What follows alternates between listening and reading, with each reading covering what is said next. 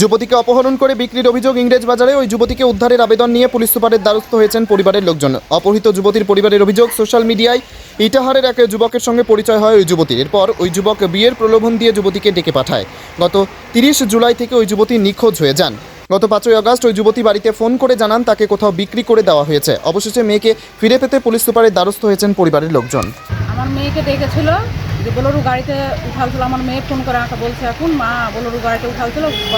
উঠার পরে মেয়েকে কি করেছে মেয়ে বলতে পারছে না, দিয়ে মেয়েকে নিয়ে যেয়ে বিক্রি করে দিয়েছে।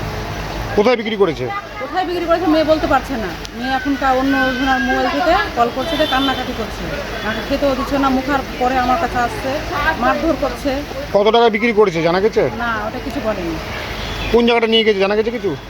মেয়ে তো চিনতে পারছে না, গাড়িতে করে নিয়ে গেছে ওরকম করে, মেয়ে চিনতে পারছে না। তো যে আমি বিয়ে করবো এসছে বলে ওই জন্য চিৎকার করেনি মেয়েকে। কিভাবে আলাপ আপনার মেয়ের সাথে? ফেসবুক থেকে আলাপ হয়েছে। কত বছর ধরে সম্পর্ক? 1.5 বছর থেকে। থানায় গেছিলেন? হ্যাঁ, গেছিলাম। কোন থানা? ইংলিশ বাজার থানা। পুলিশের ভূমিকা কি? পুলিশে কিছু সাহায্য করে না আমাকে।